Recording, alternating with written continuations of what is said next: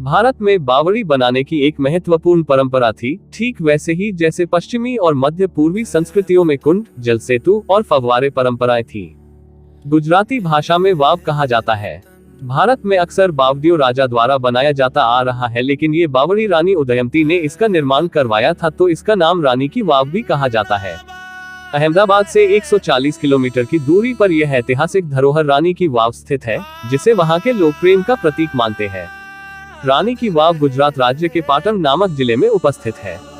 पाटन जिले का नाम पहले अनहिलपुर के नाम से जाना जाता था और अनहिलपुर पहले गुजरात की पूर्व राजधानी भी थी। रानी की वाव का निर्माण 1022 से 1063 के बीच चालुक्य वंश के शासन काल में किया था। प्राचीन भारत में वाटर मैनेजमेंट सिस्टम कितना बेहतरीन और शानदार था, इसका उदाहरण रानी की वाव को देखकर लगाया जा सकता है। रानी की बावड़ी सरस्वती नदी के किनारे पर स्थित रानी की वाव शुरुआत में 11वीं सदी में एक राजा के स्मारक के रूप में बनाई गई थी। रानी की वाव 960 वर्ष पुरानी है। कुछ इतिहासकारों का मानना है कि इस अनोखी बावड़ी का निर्माण पानी के उचित प्रबंध के लिए किया गया था, क्योंकि उस जगह बरसात बहुत ही कम होती थी। लेकिन कुछ लोक कथाओं के अनुसार रानी उदयमती ने गांव में पानी की समस्या से निजात पाने के लिए और पानी प्रदान करके पुण्य प्राप्त करने के लिए इस विशाल बावड़ी का निर्माण करवाया था। 1304 में जैन भिक्षु मेरुतुंगा द्वारा रचित प्रबंध चिंतामणि में उल्लेख है। बावड़ी 1063 में चालू हुई थी और 20 साल बाद बनकर तैयार हुई थी।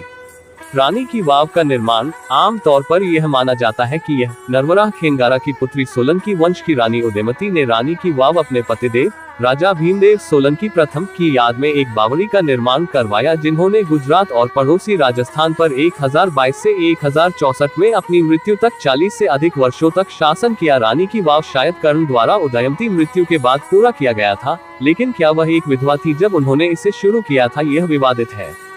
उसी वर्ष निर्मित माउंट आबू के विमलवा शाही मंदिर की वास्तु समानता के आधार पर कमिश्नरेट ने निर्माण की तिथि 1032 रखी है। रानी की वाव शुरुआत में सीढ़ीनुमा कुएं। रानी की वाव भारतीय उपमहाद्वीप के भूमिगत जल वास्तुकला के एक विशिष्ट रूप का एक असाधारण उदाहरण है और इन्हें 3000 ईसा से बनाया जाता रहा है। यह कलात्मक कार्य और वास्तुकला समय के साथ साथ रेत के एक गड्ढे से विकसित होकर बहुमंजिला निर्माण कार्य तक पहुंच गई। सदियों पहले भारत में पीने, नहाने, कपड़े धोने और फसलों की सिंचाई के लिए पानी इकट्ठा करने और जमा करने के लिए सौतेले विकसित किए गए थे।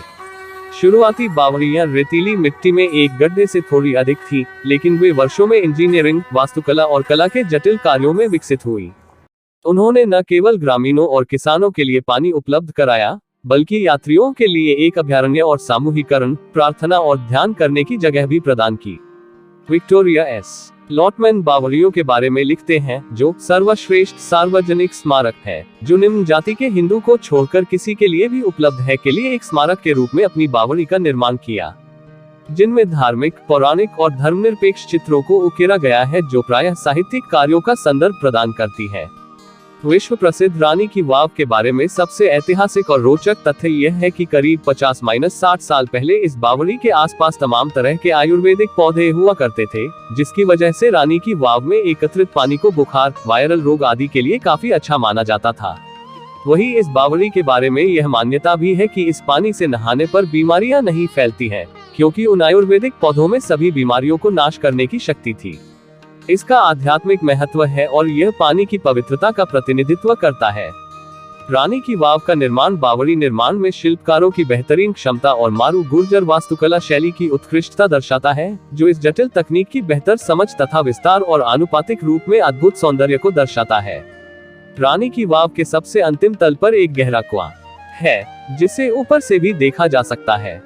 इस कुएं के अंदर गहराई तक जाने के लिए सीढ़ियां बनी हुई हैं, लेकिन अगर इसे ऊपर से नीचे की तरफ देखते हैं तो यह दीवारों से बाहर निकले हुए कलश की तरह नजर आता है। औंधे रूप में डिजाइन किए गए मंदिर जल की पवित्रता को दर्शाते हैं। यह उच्च स्तरीय कलाकारी से सज्जित मूर्तियों के पैनलों सहित सीढ़ियों के 7 तलों में विभाजित है। रानी की वाव में हर लेवल पर स्तंभों से बना हुआ एक गलियारा है, जो कि वहां के दोनों तरफ की दीवारों को जोड़ता है।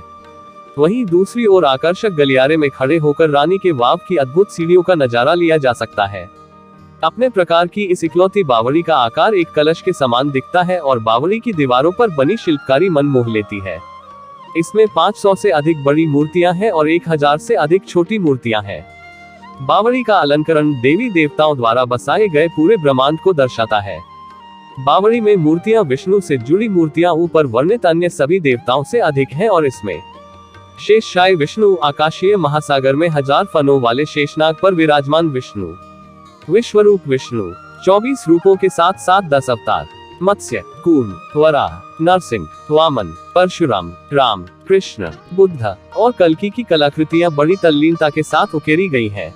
भी शामिल है ब्रह्मा, भगवान गणेश, शिव, कुबेर, लकुलिशा, भैरव, सूर्य, इंद्र और हयग्रीव और आकाशीय प्राणी, आदमी और औरतें, भिक्षु, पुजारी और लोकधर्मी, जानवर, मछलियां और पक्षी जिनमें दृश्य और अनदेखे शामिल हैं, सहित कई हिंदू देवताओं माता लक्ष्मी, पार्वती, कुबेर, भैरव और सूर्य समेत तमाम देवी देवताओं की कलाकृतियां भी देखने को मिलती है।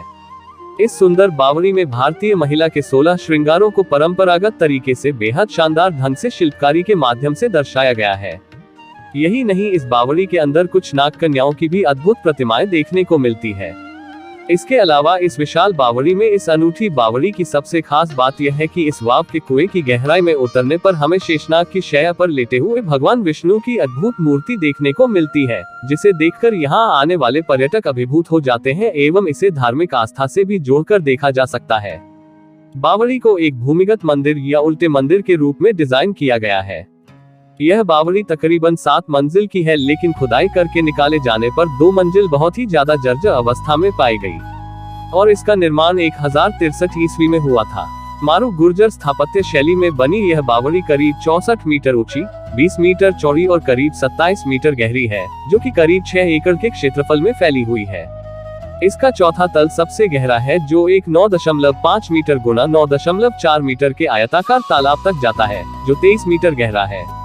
यह कुआं इस परिसर के बिल्कुल पश्चिमी छोर पर स्थित है, जिसमें 10 मीटर व्यास और 30 मीटर गहराई का शाफ्ट शामिल है। रानी की वाव या बावड़ी के नीचे एक छोटा सा गेट भी है, जिसके अंदर करीब 30 किलोमीटर लंबी एक सुरंग बनी हुई है, जो कि पाटन के सिद्धपुर में जाकर खुलती है। ऐसा माना जाता है कि पहले इस खुफिया रास्ते का इस्तेमाल राजा और उसका परिवार युद्ध एवं कठिन परिस्थिति में करते थे। फिलहाल अब इस सुरंग को मिट्टी और पत्थरों से बंद कर दिया गया है।